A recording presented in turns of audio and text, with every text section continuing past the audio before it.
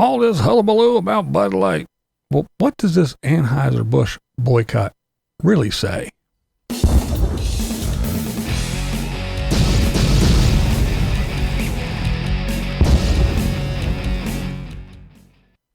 Now, there's been a lot of focus on the Bud Light Anheuser Bush controversy and boycott.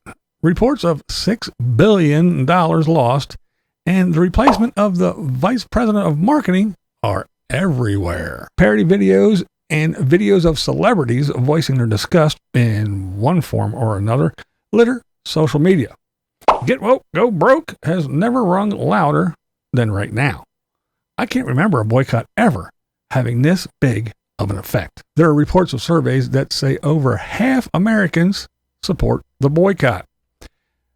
53% of the polling's male respondents, 57% of the white respondents, 66% of its Republican respondents, and 57% of those under 40 years of age support the boycott.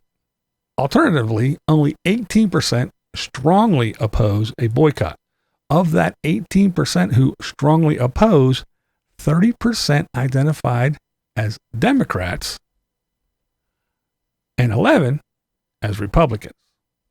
Now, if these numbers are true, that, coupled with the fact that 0 Democrats supported the women's sports bill, speaks volumes. You want to be a transgender?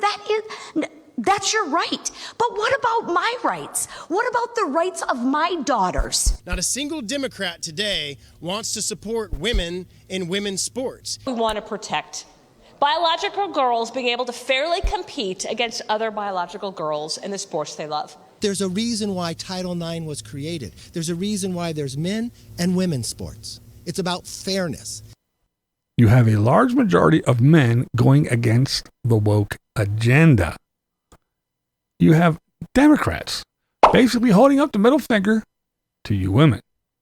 You have everyone in shock, well, everyone with half a brain, about the violence in Chicago that is enabled and all but applauded by its new mayor. No civilized human can watch that mob attack that white girl and not be totally disturbed by the senseless violence of that animalistic mob. The point of all this is, what does this boycott and all this that I'm talking about, what does it show? What does it tell you? Well, it should tell you this, that if the Democratic Party wins by a landslide or even a large majority, you must question the validity of the election. It's just that simple. If a company loses $6 billion due to their woke ads, the people that boycott it, come on, these people are not voting woke. If women are dismissed by the Democrat Party and let any man that puts on a dress and just declares female take over everything, and you still vote woke, ladies, yeah, you're not very bright if you do that. I do find it quite amusing that the same group that screamed, #MeToo, the same group that yells, pay gap, is the same group that allows men to dominate and even physically harm women in sports. And they're okay with it. If everything I read and the surveys are true and everything I told you is true, then the majority seems to be over this whole woke nonsense. Women and teen girls are standing up for themselves against this woke ideology.